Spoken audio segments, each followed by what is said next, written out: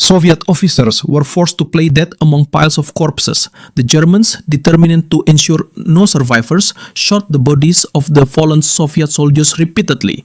Luckily, the officer managed to avoid their attention. After the German troops retreated, he carefully climbed out of the pile of bodies. Across the street, in a ruined building, two Nazi officers came in with the intention of taking a shower. While taking his rifle and aiming, almost pulled the trigger when suddenly a voice called out from behind.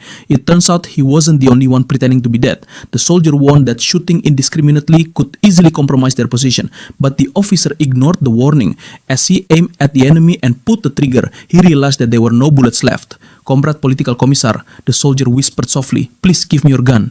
Then he loaded the remaining 5 bullets into the chamber. The officer took out his rifle and took aim, but seemed hesitant. Turning to the soldier beside him, he asked which target should be prioritized. The soldier suggested waiting for the explosion so that the sound of the gunshot could be masked. The Nazi officers had begun bathing with only their heads showing, a difficult target to shoot.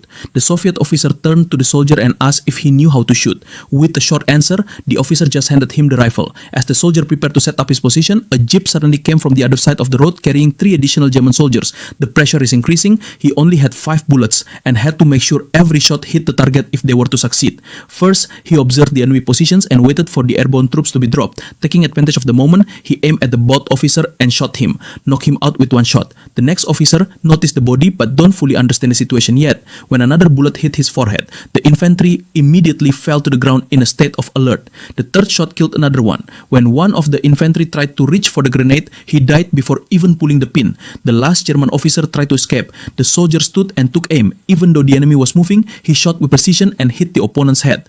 All 5 bullets hit the target, all headshots. The officer beside him could only watch in stunned silence.